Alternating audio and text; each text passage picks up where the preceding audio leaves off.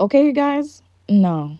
Because this Dakota and Felicity situation, it just went from chaotic to full on tragic with a side of emotional whiplash. Like, blink once and chaos said, surprise, I brought the ambulance, the drama, and the documentary deal.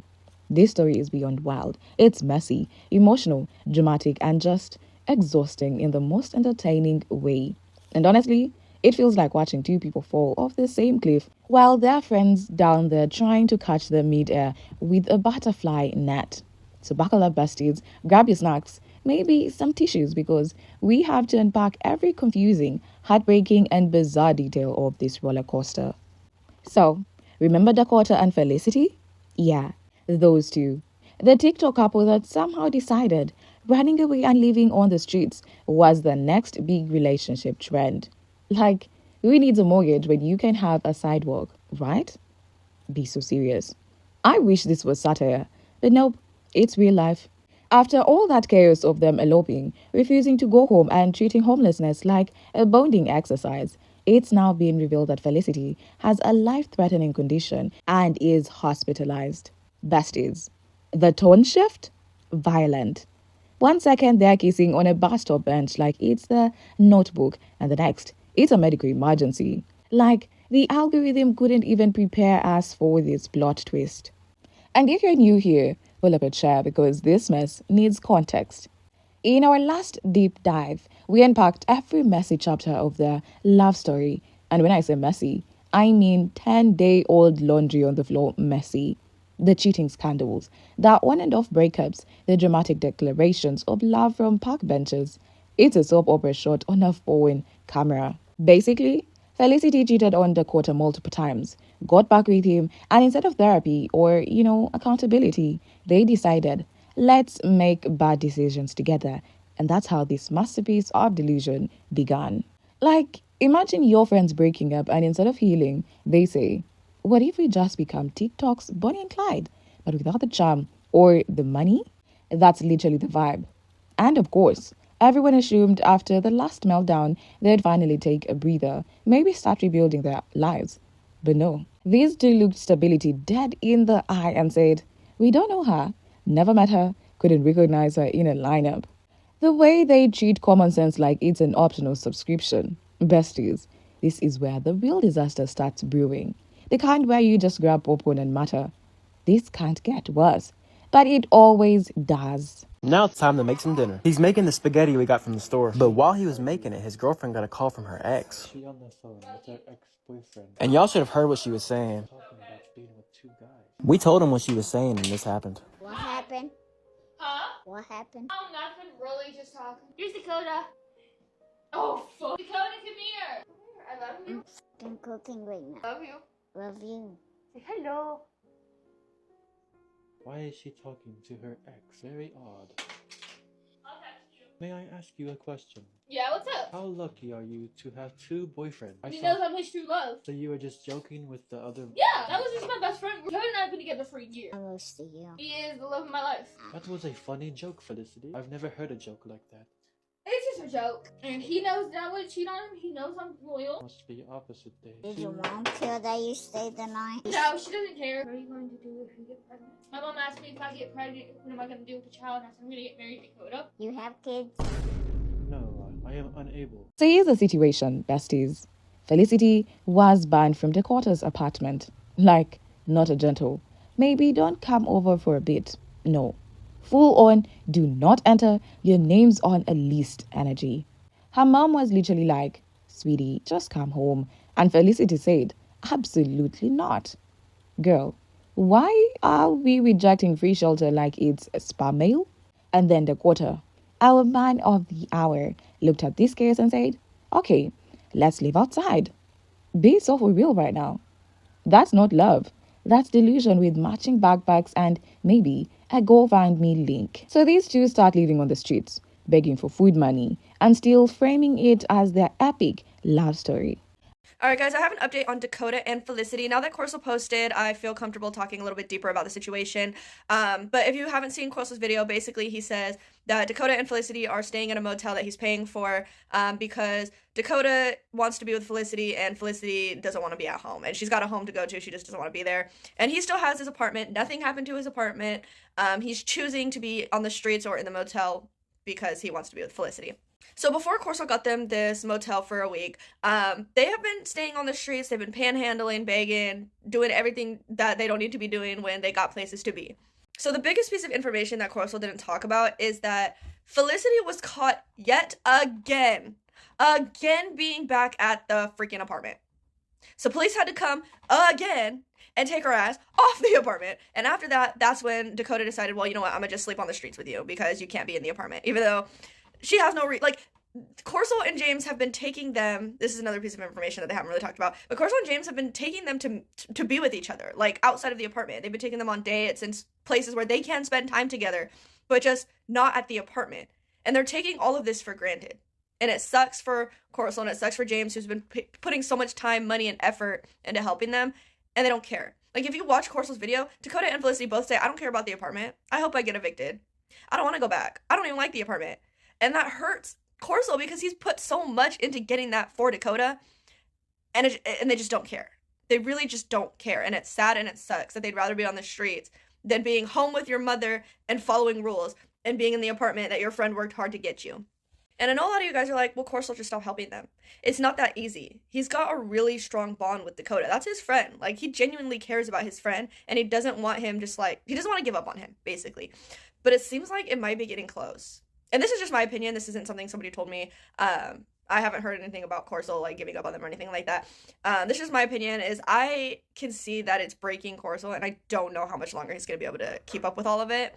And it might be ending soon. I really can feel like that it might be ending soon. See, I don't know if y'all can hear the dog barking in the back, but she agrees. So, to summarize, they're back out on the streets and in the motels because they're choosing to be. Nothing happened to Dakota's apartment. Felicity has a living situation that she could go home to, and they're just choosing not to. But yeah, that's about where things are right now. I'm sorry, but it's giving tragic Romeo and Juliet energy if Shakespeare wrote it on TikTok Live. Like, how are you calling it romance when you're sharing a blanket with pigeons? This isn't poetic. It's a survivor documentary shot in 4K. And then, because the universe apparently said, let's add a saint to the soap opera, enter Corso, the long-suffering, always patient friend who is basically the human version of a please don't do this pop-up warning. This man deserves a Nobel Peace Prize in babysitting grown adults with Wi-Fi. Corso has been the backbone of this entire tragic comedy since day one. He found Dakota an apartment, paid his rent, helped him get his life back together. Like, full project makeover energy. But when he asked Dakota how he felt about his apartment, Dakota actually said he hoped to get evicted. I'm sorry, hoped? Besties, I had to physically clutch my face. That's like winning the lottery and asking for a refund. The audacity was jumping out, doing jumping jacks. And yet, because apparently Colsey's patience had no expiration date, he didn't give up. He said, fine, I'll help you again. Like some kind of exhausted guardian angel with receipts. He gets them a motel, takes them shopping for essentials, tries to give them another fresh start. Meanwhile, in the background, Felicity is giving her monologue about not wanting to be lonely or without Dakota. So today I picked up Dakota because he needed to go grocery shopping. He loves making things with hamburger meat, so he got a bunch of that. I told him he could get whatever he wanted, so he went around the store and got what he needed. He also didn't know how to check the expiration date on milk, so I taught him how to do that. I'm glad I went with him because there were some items he couldn't reach. After I helped him with that and we got all the food items, we went to go get some other things too. Anytime? I can get it for you. Grab some. I'm really trying to keep him consistent with good hygiene, and lately he's been doing a lot better with it. After he had a full cart of groceries, we went over to go check out. While I was paying for it, Dakota met a little fan. Now we gotta figure out a way to bring everything up to his apartment. If only he had a shopping cart. He was mad that his girlfriend wasn't helping him with the dishes. Let's go put the plates upon the plate. I didn't expect anybody to come over today because it's supposed to be a lazy Sunday. I'm organizing organizing it right now, honey. Yeah, we do. Those are all clean. They are? Stop the cap. Yeah, I just did all these. Sorry to say, but I'm not lazy. I'm not lazy like some bitches are. Some people might have their house dirty, not me. My parents might have their house, because their house is full of gnats. My family's house is full of gnats. That's why I'm not going back to that house. See, this is what I've been doing all day. Good. You should. After they put the groceries away, they teamed up and helped clean the You apartment. like the carpet though? Yeah. Girl, please. You've cheated, caused chaos, dragged him down 6 times over, and now you're trying to make homelessness sound poetic? Miss Ma'am, the bar isn't just underground. It's in the earth's core. And the transition from let's build a life to let's camp on concrete has to be the fastest fall off in a relationship history. This whole section just screams tragicomedy with a side of self-inflicted chaos. This whole situation is the definition of textbook toxic. Like, if there was a Netflix doc called How to Ruin a Second Chance, the musical, Dakota and Felicity would have front row seats in matching match.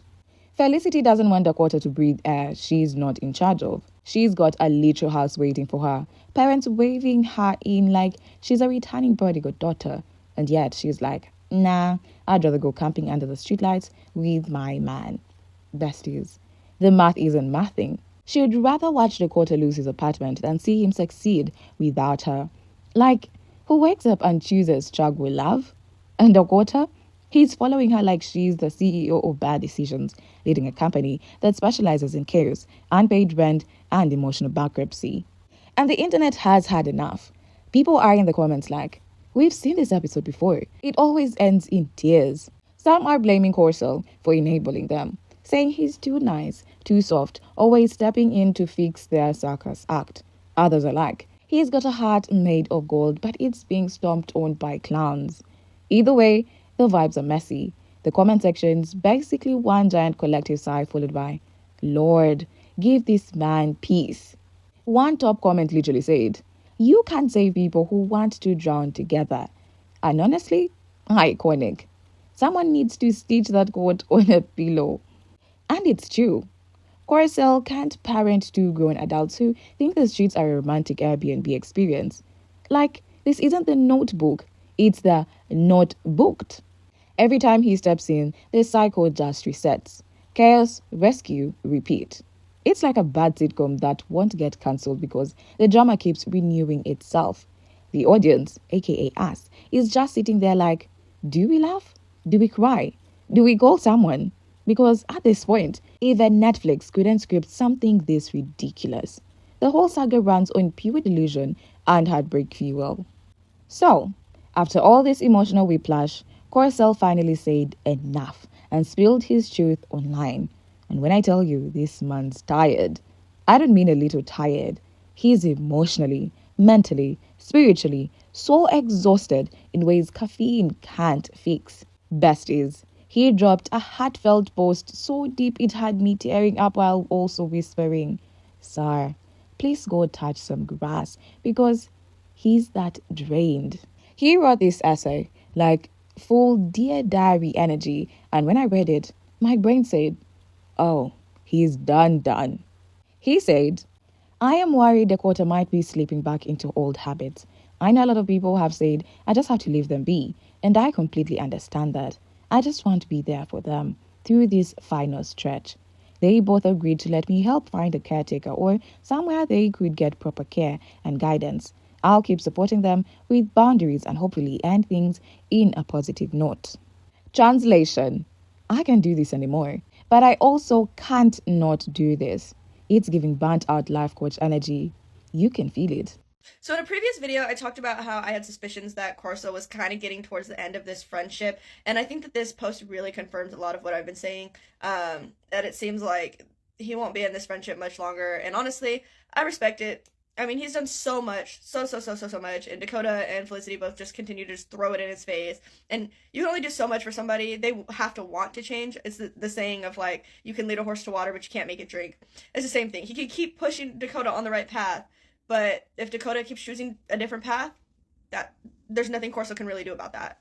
It's really sad to see because I know that Corso has been working really hard to get both Dakota and Felicity caregivers, and I know that there has been actual real movement with that process, that things are really happening to get them that care, and it looks like that care is very, very soon to come. Right now it's kind of like this waiting period, but there is some serious movement on getting them both caregivers and help, and I really hope that all pans out.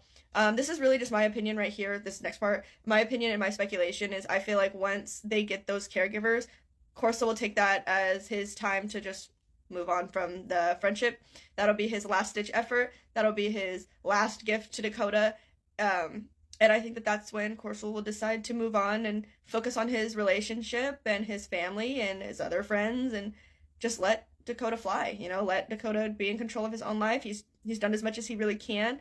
And at this point, what Dakota does with it is what Dakota does with it. But we'll just have to wait and see. None of that is confirmed. That was all my own opinion. Corso has never told me any of that. But that's just where I kind of see things going from here. But time will tell. Maybe Dakota will surprise us and make this huge change, and then they can remain friends. But all we can do is wait, and we'll see what happens. He's been fighting a battle he didn't even sign up for. Like, he walked into the friendship thinking it was a brunch and ended up in a full-time social work internship with no pay, no breaks, and zero benefits. And when you think that's the end of the emotional roller coaster, he adds, I just pray all our hard work wasn't for nothing.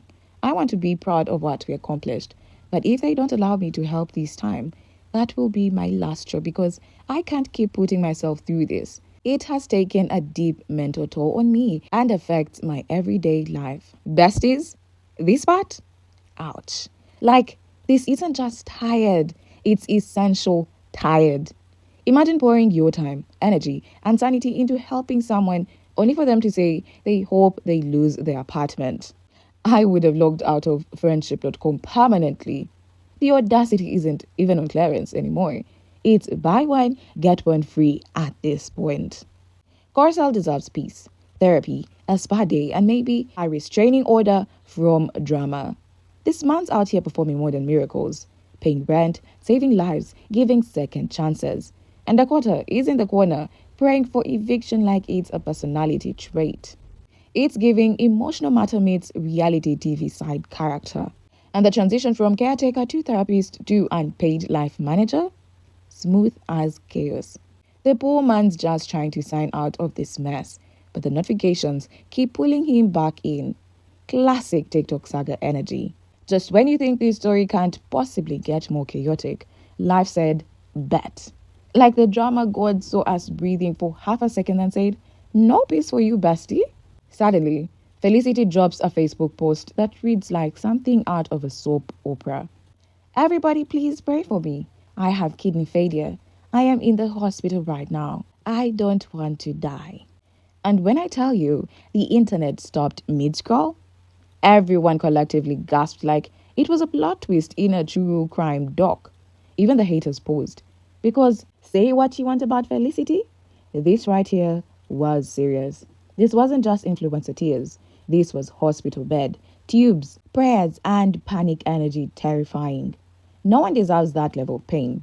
But then, because the internet had trust issues, people immediately started asking, wait, is this real?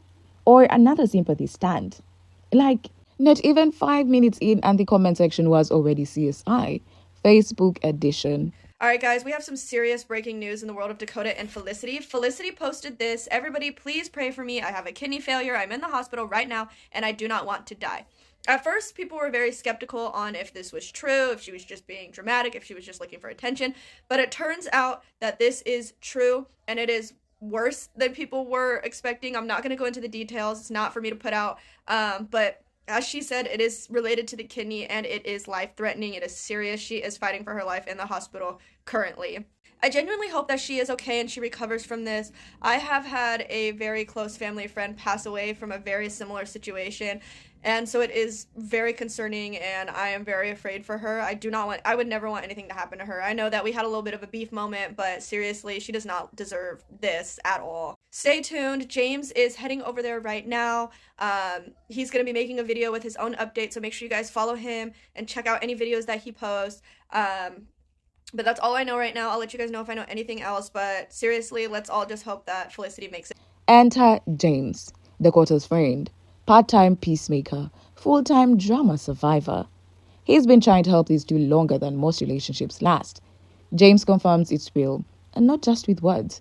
He actually pulls up to the hospital, brings snacks because hospital food crimes against humanity, and posts urging everyone to send prayers instead of hate.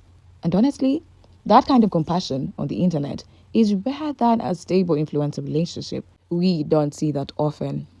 And when he shot Dakota, besties, you could see it. This man looked broken, like eyes red, soul going, fully detached. Say you want to say about Dakota's poor decision making skills, but his love for Felicity, it's real. It's messy, it's raw, and it's dragging him by the emotional hair. He looked like someone who's realizing love doesn't always fix the damage. It sometimes just hurts slower. And the whole scene? Tragic, chaotic, but somehow still peak TikTok drama. The internet can't look away. Okay, but this part had me emotional and confused, besties. Someone asked James if Felicity's parents were at the hospital. Reasonable question, right? He said they came for a few minutes and then left. Hey, so guys, I know I said I would never make a video about Dakota or Felicity, and yeah, I'm backtracking a little bit. But I'm in Charleston today, and Felicity is in the hospital. She is very sick. She is in desperate need of a lot of love and a lot of prayers.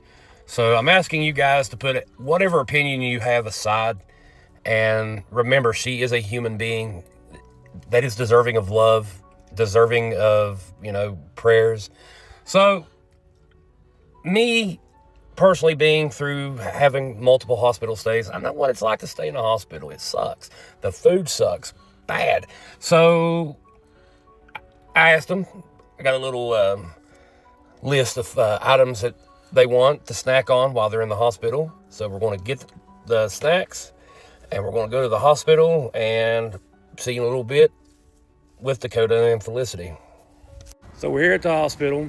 Like I said, once again, y'all really need to pray for Felicity, for her to get better. Dakota is with me. If you want to say anything to everybody, just pray for Felicity. She's sick. Yes, pray for Remember Dakota. Also, if you could, and help them out any way they need. This is kind of a serious situation. And Dakota loves you. We love everybody, don't we? But let's go in here and say hi to Felicity, and be right back. So we're here with Felicity. She is, like I said, she's very sick. She's got some kidney problems. I won't go into it, but if you guys can, send Felicity and Dakota all the love you can. And if you can help them in any way, please do so. You can message me. I can tell you how. They really do need it. They need the prayers. They need the love. And I know my jelly beans, we come together when they're needed. But Felicity don't want to be on camera. She don't feel good, and I don't want to press her to be on camera. I just want you guys to send her love. But she needs prayers, guys, please. And I love you. Dakota loves you. Felicity loves you.